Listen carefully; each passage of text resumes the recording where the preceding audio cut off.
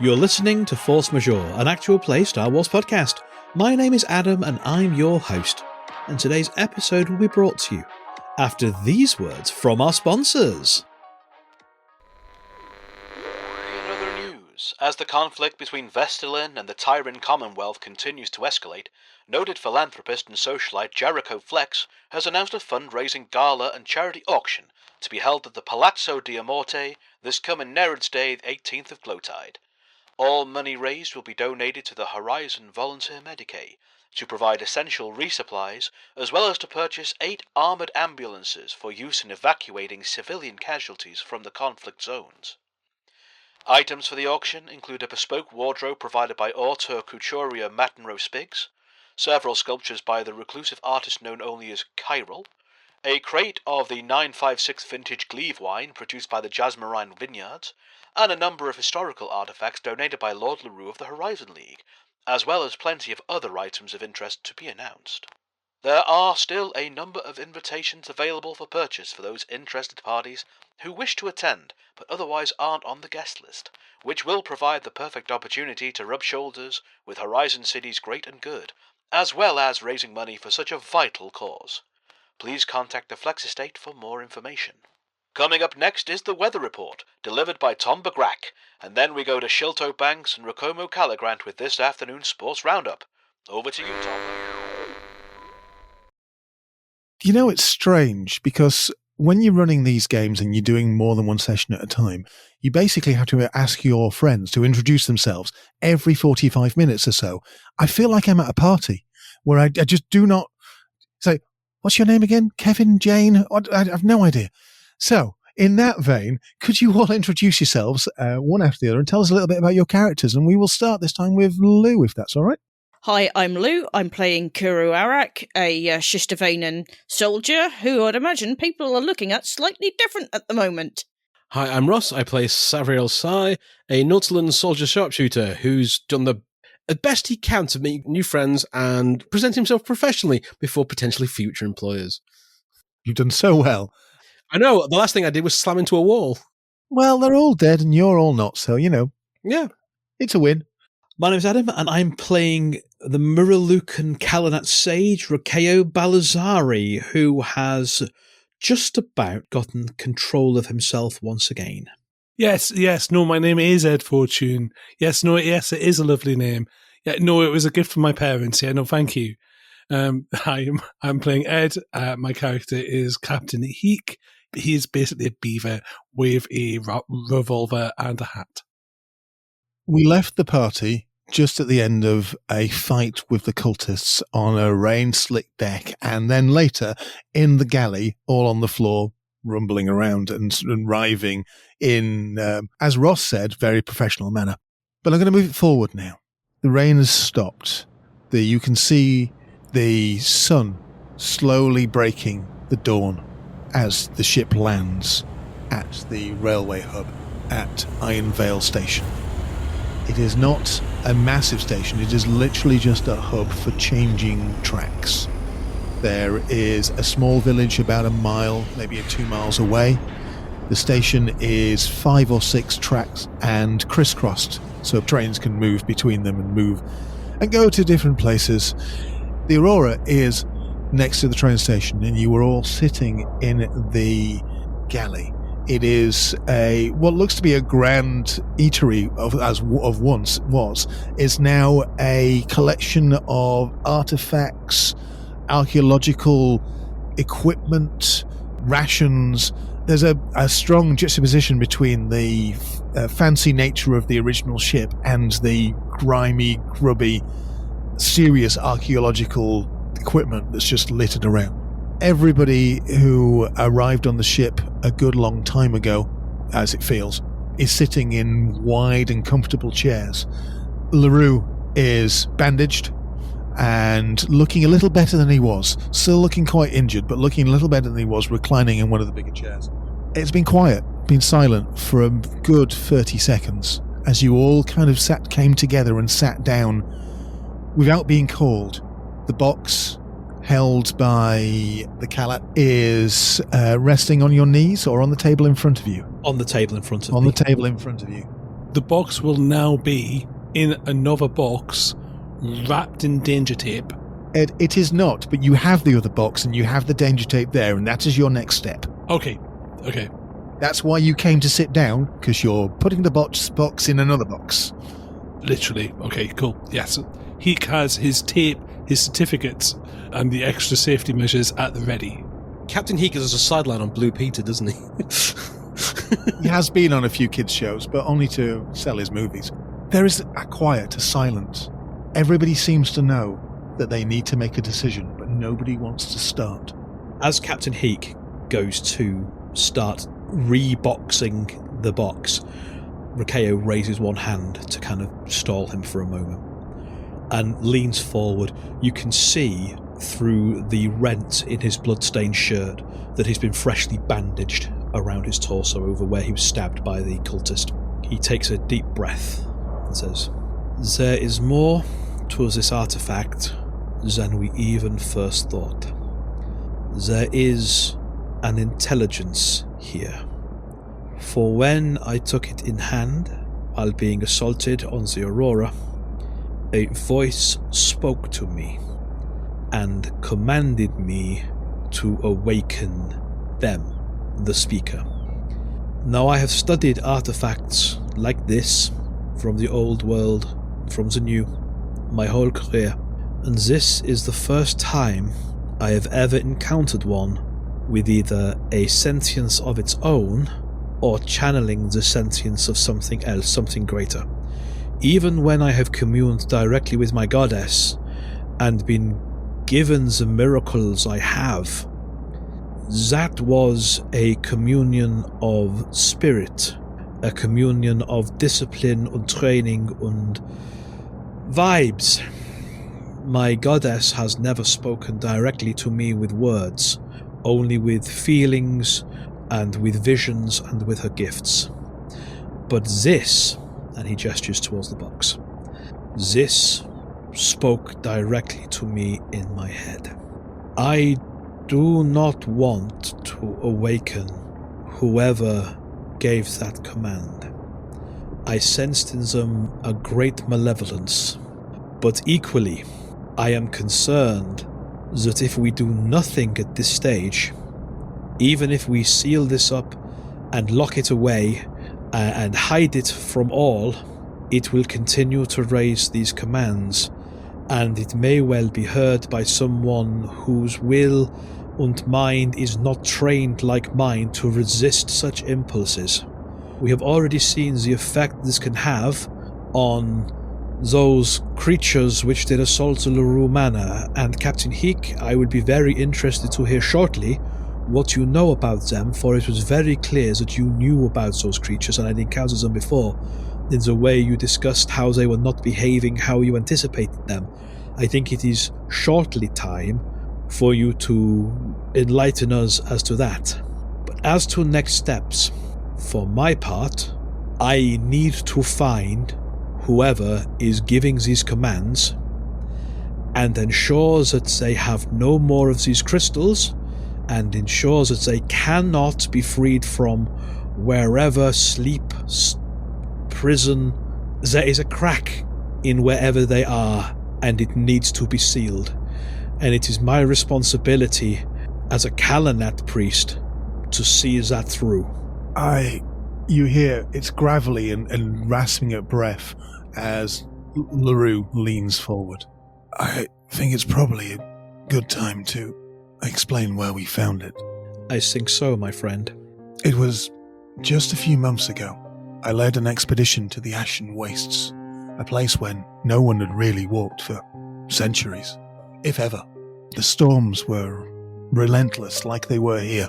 The land twisted and scarred by something ancient, and that gave us hope because we were looking through following rumours of old star charts and half-mad ramblings of a scholar who believed the aft passenger quarters of the ship actually survived the crash. I had a team with me, good people. Darius was one of them. He points to Darius Voss, the scholar that's with him. We searched for weeks, nearly lost ourselves in endless dunes of shifting rock. Then, after a sandstorm, unlike anything else I'd ever seen, the winds revealed something buried. beneath the earth. A temple. No, not a temple. Older. A tomb. He leans forward, his expression shadowy, as if he's reliving the memory. We dug for 3 days. The architecture was unlike anything I'd ever seen. Stone that pulsed with an unnatural energy. Etchings that spoke of power of a lost time. Deeper we went. The more we went, the further that we went, we realised it wasn't a tomb. It was a prison. We went deeper. We found carvings again and again, written in the etchings of, and he points towards the 2 dead brain in the corner. Brain. Speaking of a great man who fell from the skies, destined to change the world and rule the Vreen for thousands of years. A celebration in some parts, dire warnings in others. The air was thick, cold, but heavy. We found bones. Humans, mostly. Vreen, some. Twisted into unnatural shapes as they died. Darius warned me that we should turn back, and Darius puts his hand on his shoulder, sad that he was there. I should have listened. At the heart of the vault there was a chamber, and at the centre of that, on a pedestal of black stone, sat the prism. It wasn't just an artifact though, it felt alive, as I'm sure you now know. It hummed when we were near it, light twisted in its depths as if it was trapped inside. We knew it was important, valuable, so we took it, and that's where everything went wrong. The walls shook, the earth turned to fire, something awoke. Darius starts speaking, but he hushes into silence. We ran. Shadows moved along the corridors, whispering a language I still hear in my nightmares. I understood it, though. It asked for us to waken it up. By the time we reached the surface, the storm had returned, except this time it was unnatural. The cult rose from the sand and attacked us with a fury. I'd never seen anything like it. The Vreen don't do this.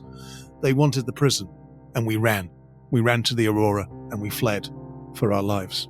That was 3 weeks ago. So why did they attack last night? Listening to this, Heek's face has gone from careful listening to, as soon as the line he took it is said, there's just like this flash of utter contempt. Mm-hmm. He just makes no effort to disguise it. It's just like an absolute, you idiot. They have not done what they should have done. They've not researched things. They've taken something from there and they have caused all of this. The Vreen are mostly peaceful if you leave them alone. He balls his hands. We use terms like semi-sentient and barely intelligent, but all they are primitive because they aren't us. And there's an argument, and I apologize to anyone who's religious in the room, that they were here before we were here. But it doesn't matter, because we leave them alone, and they are quite happy in their swamps, scared of our machines and scared of who we are, and providing that we leave alone the things that aren't supposed to be touched, and there's a pointed look, it's fine, and everyone is safe. And he takes out 2 logbooks at this point. The guidebook, the Vanguard Handbook, has a rule about things like this, and it starts with the line, call a priest. Some things have to be left alone, and if not, they have to be handled immediately. So if you don't mind, I'm going to put on these gloves, put that box in this box, and seal it up nicely. LaRue just nods, kind of dejectedly. Rakeo also nods, presuming that Heek is actually looking at him and not at LaRue, given that at the moment LaRue is probably not the best person to be following the... Yeah, I'm looking at the competent priest, which is the play character.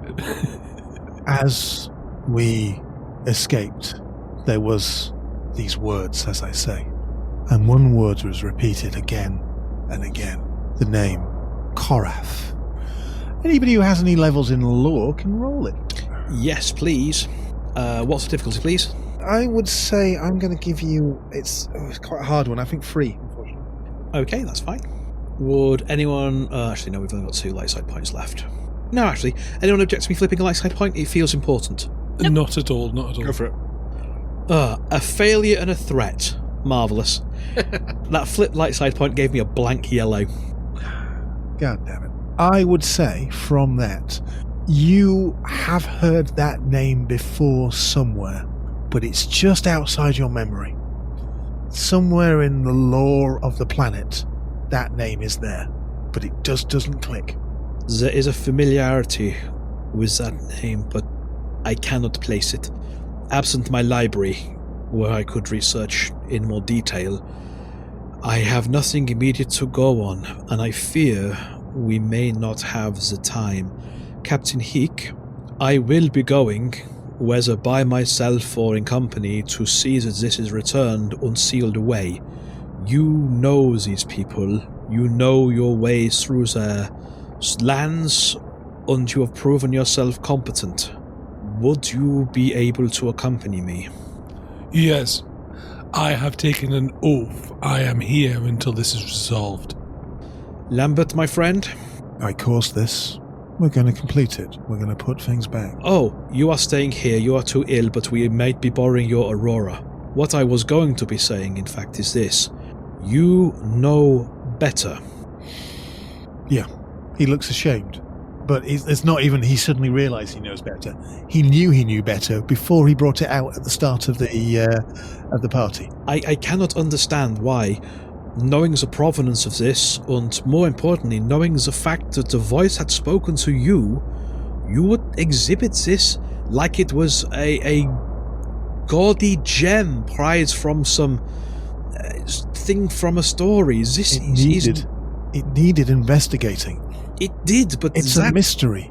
It is, my friend, but showing it off like the unraveling of some ancient bog bodies that you found, like a trivial over dinner, is one thing. You should have brought this to the church. You're not slack-jawed spectators. You are the highest authority in the land of various different disciplines. This was the safest place for it to be, or so I thought. Well, and finally, Savriel, to answer your question, why it took them 3 weeks to get here, why it took so long for them to attack, I imagine because they had to travel from their lands and they're not going to be able to hop on a monorail or an airship to get here. It will have been a long, hard journey. What is perhaps more remarkable to me is that so many of them managed to travel such a distance without raising alarms. If I may interrupt there, Of course. I think that they were already here. They haven't travelled. They are native to the lake. When the artifact was opened, it called to them. So this is not the tribe that were in the swamplands where the artifact was found. These were local. That is what I suspect, but I cannot be certain. Lou, if I could give inspiration out, you'd have one right now. I'll give you an extra thing as well. You probably can be certain because the Ashen Wastes are vastly more than 3 weeks away by foot. I couldn't make it in that time, travelling light and alone. A tribe couldn't. They were already here.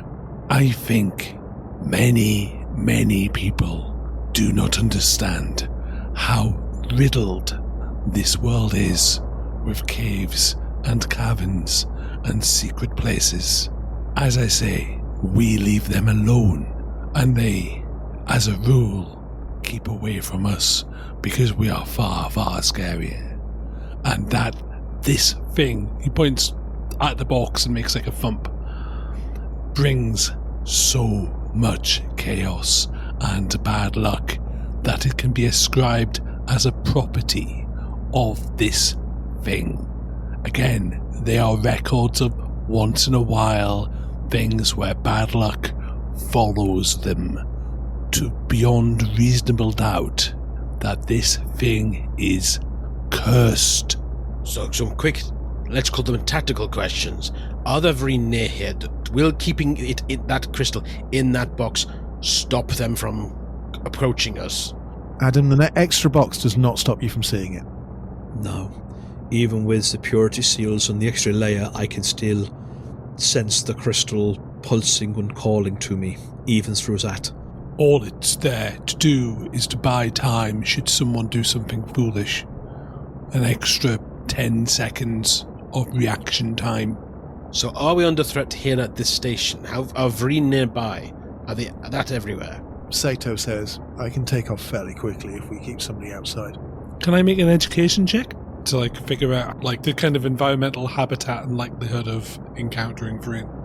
I don't think you'll be able to get anything useful out of it. They're in pretty much all habitats. It adapts really well. Potentially, they're not littered around the countryside. It's not like a rat. You might be dozens of miles away from one at any time, but they do move around. No real studies have been done because we leave them alone, and the church would not thank us for bothering them, and they would not thank us for bothering us, and the Vanguard has no interest in bothering them, so we don't bother them, so we don't know. It makes no sense that they are here. Dr. Finch very tentatively puts his hand up to speak. So what do we believe? Do we believe that the cult is trying to bring Korath back, awaken this Korath? We cannot know that. They were not communicative. I do not even know if they speak the common tongues, or if we can speak theirs. They certainly did not seem inclined to discuss. What we can say from observation is that they want this crystal for whatever purpose, and they came for it single-mindedly, ignoring danger and injury and death. They may well be under the thrall of this Korath, in which case I do not think it is illogical to suppose that they will do whatever it is that this Korath requires them to do. Lady Vale says, So, we need to understand the crystal then. I think it's probably best if we take it back to Horizon City for study. If we do that, what we are doing is inviting more and more Vreen to emerge in the center of our capital city, where there will be so much unnecessary bloodshed, both on the side of our citizens and of theirs. They are, in their own way, innocent in this, subservient against their will to the power of Korath, for if they were not, they would have run. Taking this to Horizon will buy us some time, but the cost is not one that is worth paying. How many of our innocents, let alone theirs, could potentially perish? How many of our institutions could be set on fire, as the LaRue estate was? No. If we are studying this, we do this in the air on the way to put it back. Thorncrest exhales sharply and goes, LaRue, you may have doomed us all. You've risked everything to deal with this. You've risked our lives to keep it. I think that's the best plan. It needs to go back. But I can't go with you. I would not imagine you so. With respect, Miss Thorncrest, you are an industrialist and a politician, and where we're going, we need those who can... The Council needs to know, and if there are going to be attacks on Horizon City, we need defenses. It is my hope that by taking this crystal back, it will draw away the ire and the attention of this Korath and his poor Vreen lackeys, and there will be no threat. But if we fail, the Council needs to know to prepare, as you say. This Korath, the voice that spoke to me, the power that touched me is beyond anything I have ever felt. A bottomless well of malevolence. I fear what will happen if it does get free. I will do this alone if I have to. I would rather not, and I'm grateful to both Captain Heek for his assistance and for Captain Sato for volunteering to fly the airship, and for my friend Lambert for volunteering the use of his airship to get us there. I'm coming with you, says Lambert. But he doesn't seem, No, you're not, sir. He's nodding like he's coming with me. You say that, and he's like... And he looks ashamed again. You're too injured. Okay. You can have the ship. I'll look after it for you. Do we have coordinates or a location to return it to? It's in the book that you got. The diary. Sir, is there someone you'd like to appoint on your behalf to monitor your interests as we go and return this artifact to its place? Kuru looks after my interests. And I am very glad you are coming along, Kuro. In the time of our acquaintance, you have always impressed me, and the last few hours, more so than ever, my friend. Kuro sort of nods at the Calanat. Savriel, you have also proven yourself quite adept with a range of weapons, and it may well be that we require your rifle. Are you free to join us also? Savriel looks towards Seraphine Vale, I think, and probably receives a nod or something. There is an almost imperceivable, everybody who wants to roll a perception check can do so, nod as you are allowed to go. So yes, I have been employed by various agencies to retrieve many artifacts from many places. This will be novel, returning one, but I would like to come with you. While we are talking about such things, if we are talking about the defense and threats to populated areas, I would like to remind everyone present that the Vryn are acting in an unusual manner, and the best way to deal with them is to leave them alone. Should someone have the bright idea to go after their burrows and hives with guns, that will only lead to disaster and should be avoided at all costs. Have I made myself clear? Yeah, Rakeo's nodding vigorously in agreement. They are acting against their will and interests. We cannot turn this into a genocide. It is not their fault. And, Captain Hick, I am a religious man, but we came to this world. We are not from here originally, and it is not against my orthodoxy to believe that there are those who may well have been here before us, and now we have irrefutable proof. So do not fear, you will not be put under the Inquisition by me and mine. Then Rakeo smiles kind of ruefully, trying to diffuse at least a little bit of the tension around the table. So, says Mrs. Tolman, who's going then? Finch leans forward and says, I belong in a library, not a battlefield. I can research and we can talk. Yes. Through communication, but I think I'm better suited elsewhere. In all honesty, and I mean this with the utmost respect for all of you gathered here, the majority of us, myself included, are not field agents. Our skill sets are better suited for society, for study, for research, and for the cities. I will be going because I need to. One of my order needs to be here for the sealing because of what we know, and I am involved inextricably now, and concerned that I may also have been tainted by this crystal. The rest of you, my friends, that are not adventurous souls, I feel you should return to Horizon and prepare, research, warn the council. Make sure both of our churches, Lady Vale, are aware of what may be coming, so we can minister to the needs of our flock. Mr. and Mrs. Tolvin, your presence would be most reassuring, but your master needs you. Mr. Tolvin is standing behind LaRue. He wasn't at the time, but he's standing behind LaRue. It's clear that he's not leaving him. Yeah.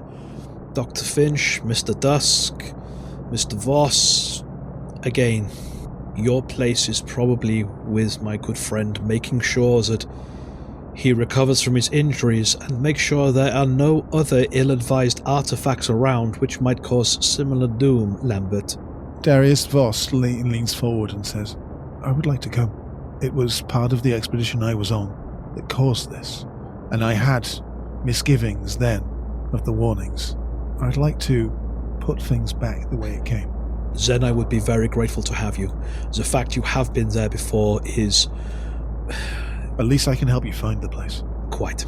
And speaking of dangerous artifacts that might potentially get into the wrong hands, Mr. Soy, if you could empty your pockets before everyone else leaves, that would be handy to make sure that you didn't pick up anything that might have similar unpleasantness.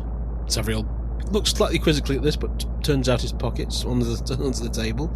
From all of the things that you put in your pockets from the library. Right, okay. Because you were picking up artifacts and putting them in your pockets when we were emptying the solarium. Yep, okay. Also, I'm not having him half-inching anything. Yeah. Do you want to just pour everything out, or do you want to roll the subterfuge? No, I'll pull everything out. I think Okay. the fact that there's been people attacking us, it sounds like a reasonable sense of, okay, let's make sure the archaeology, the collective body of people here can go, yeah, those are safe. That's your wristwatch. You can keep that. How much lore have you got? None. Okay, so you pull out on various different things. There is a small bag full of crystals, which LaRue pipes up at, leans over, and pops one in his mouth.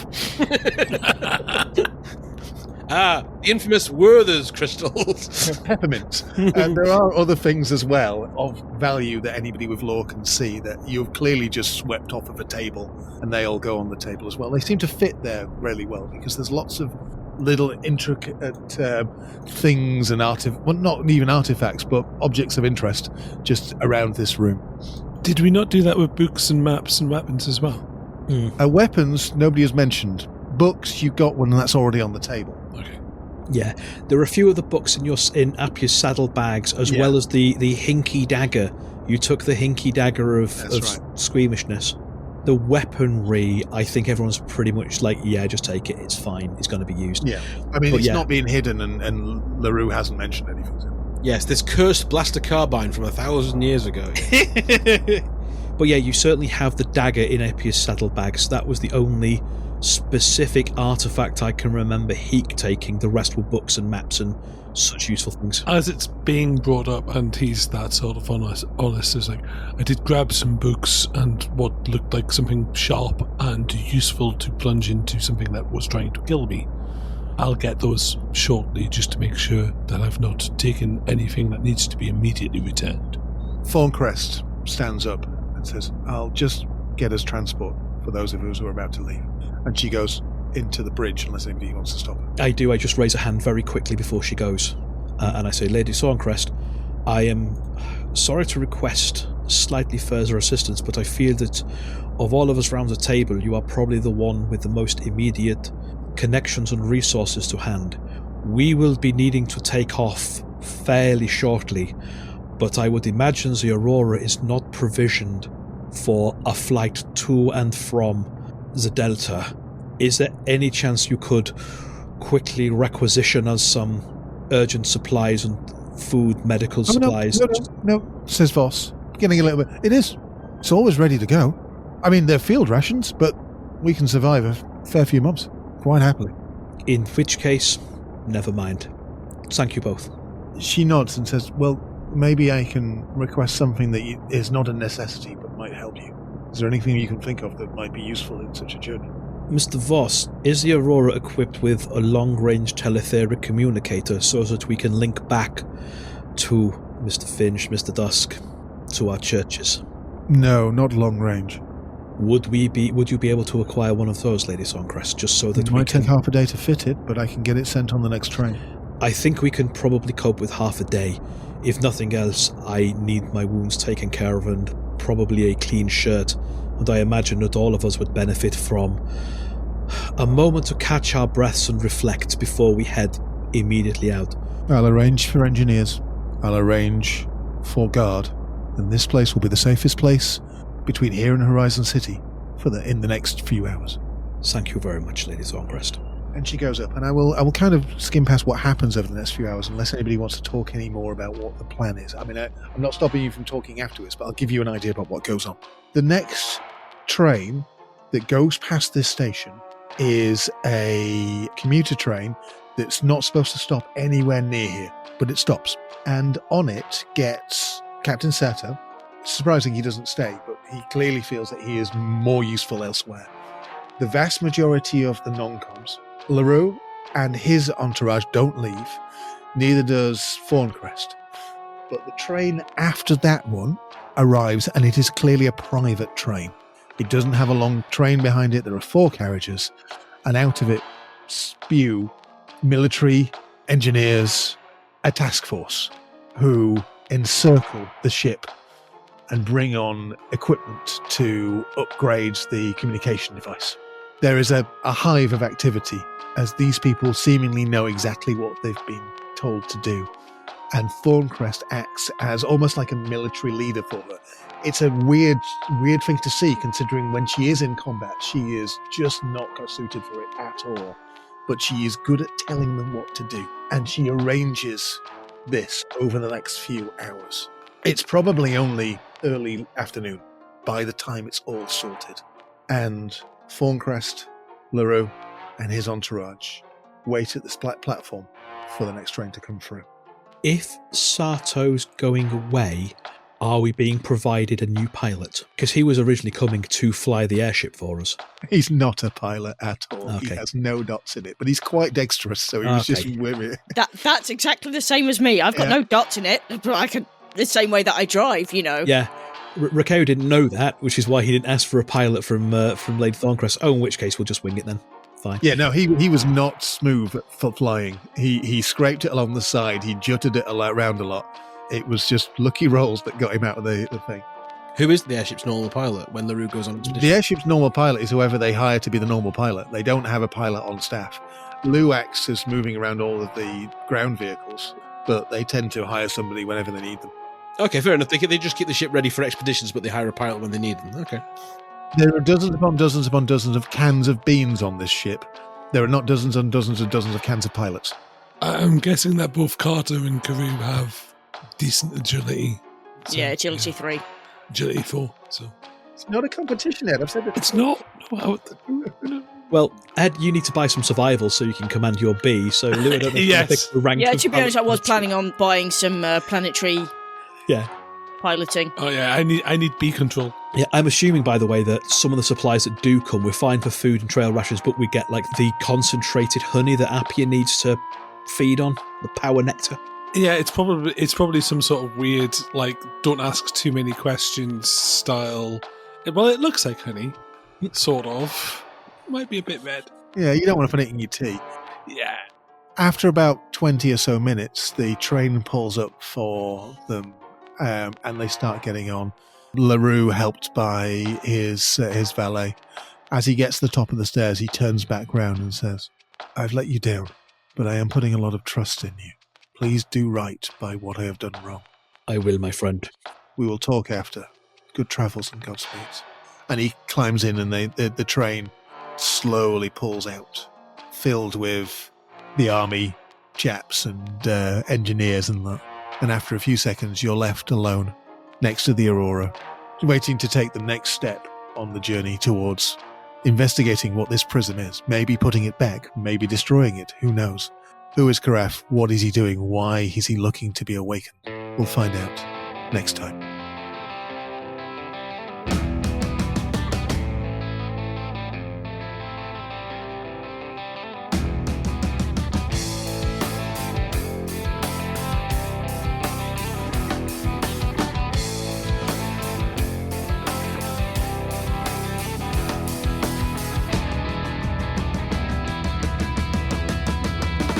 Force Majeure is played using the Star Wars Force and Destiny game system by Edge Studios. Our intro music is by the amazing Sly Fox Audio. Check out more of her work at soundcloud.com/SlyFoxAudio. Our outro music is Suburban Outlaw instrumental version by Forget the Whale, used with gratitude under a Creative Commons license. Many of the sound effects and soundscapes are created using Sirenscape, because epic games need epic sounds.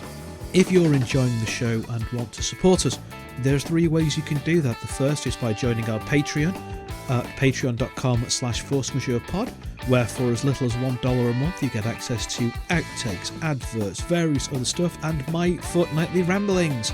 You can drop us a coffee at ko-fi.com/ForceMajeurePod, or you can leave us a rating and review wherever you get your podcasts. If you want to interact with us, there's a few ways you can do that. We are on the social medias, Facebook, Instagram and Twitter as @ForceMajeurePod, and we're over on Mastodon as @ForceMajeurePod at dice.camp. You can also join our Discord, link in the show notes. Thank you very much for listening and being with us as we tell these stories. We hope you are having fun, and we will see you next time.